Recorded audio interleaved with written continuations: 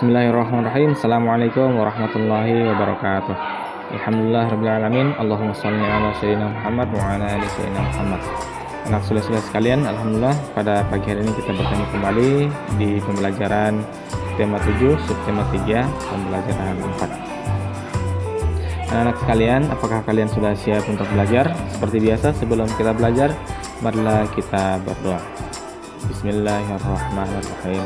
Rabbi zidni ilman warzuqni fahma. Amin. Semoga apa yang kita pelajari bisa memberikan banyak manfaat kepada kita semua. Ya, baik anak soleh-soleh sekalian, silakan dibuka bukunya pada pembelajaran 4 di subtema 3 pada halaman 141.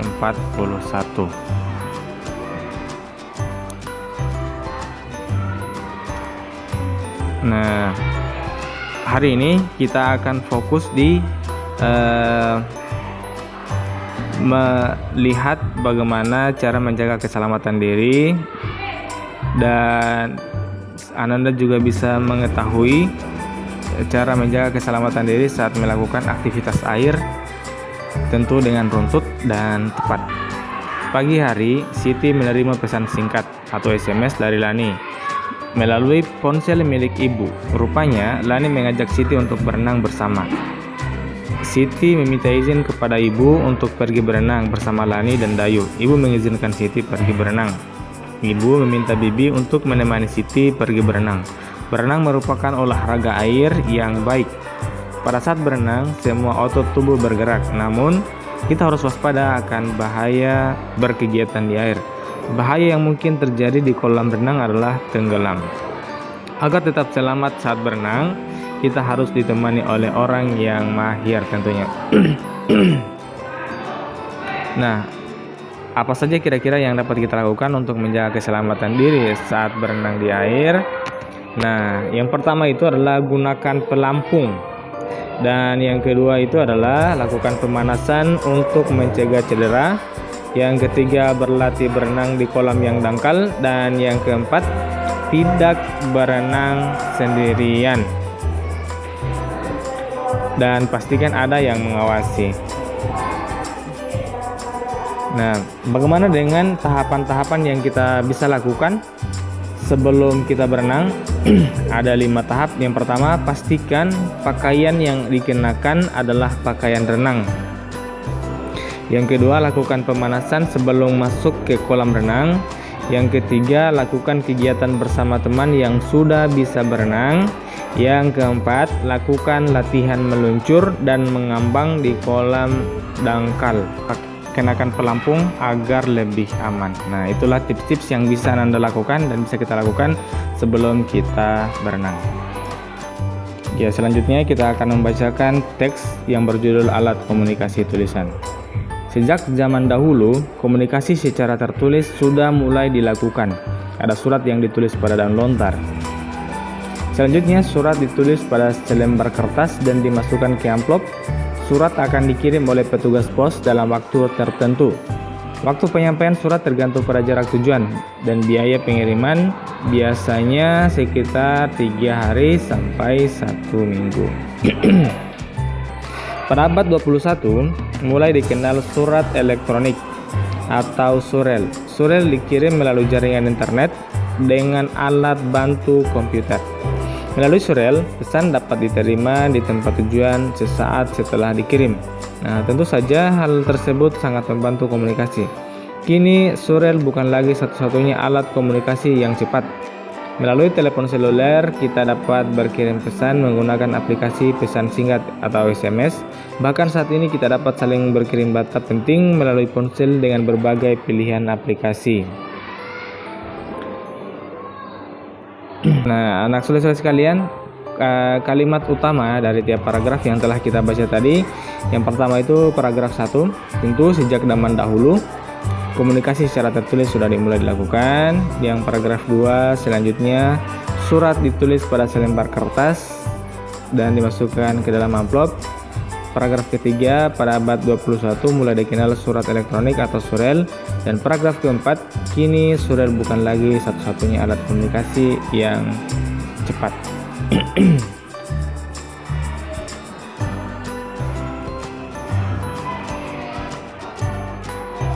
Nah, kita akan coba melingkari jenis-jenis produk yang dihasilkan oleh teknologi komunikasi.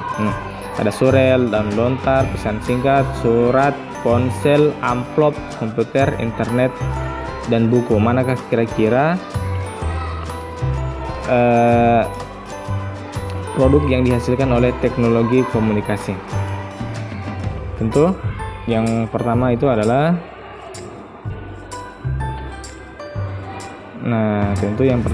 surel atau surat elektronik. Yang kedua adalah pesan singkat atau SMS.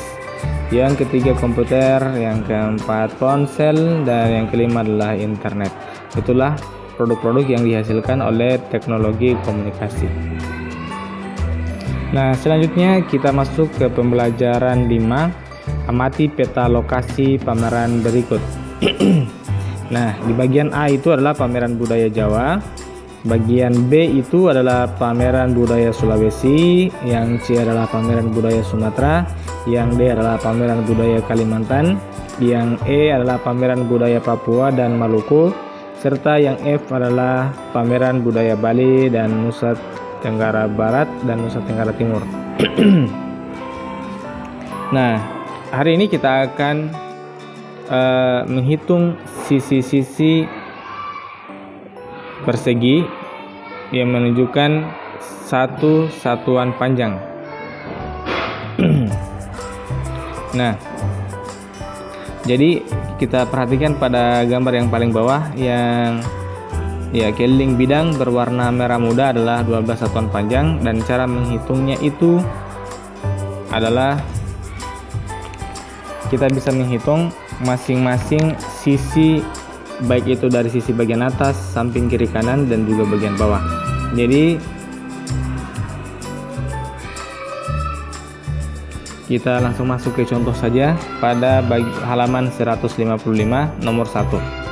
Nah, kita akan menghitung satuan panjang dari gambar ini.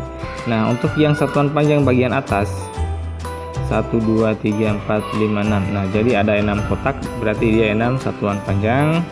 Yang paling samping itu adalah 2, yang bagian bawah ini adalah 3, selanjutnya yang ini adalah 1 lagi, 1 satuan panjang, selanjutnya ini lagi 1 satuan panjang, selanjutnya yang ke bawah lagi 3 kotak, berarti 3 satuan panjang,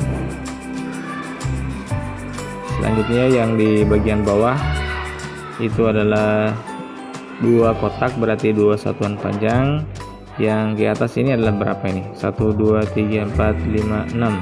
Ya, jadi 6 satuan panjang. Setelah itu untuk mengetahui kelilingnya, kita akan jumlahkan angka-angka tadi.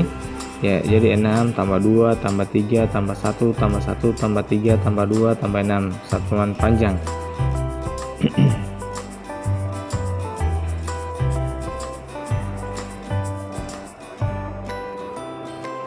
Ya, jadi keliling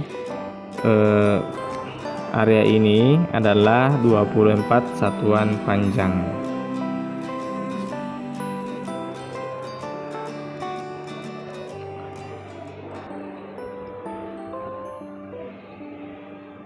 Nah, kita melangkah ke nomor 2. Ya, insya Allah nomor 2 ini tidak sesulit nomor 1, dan insya Allah gampang ini.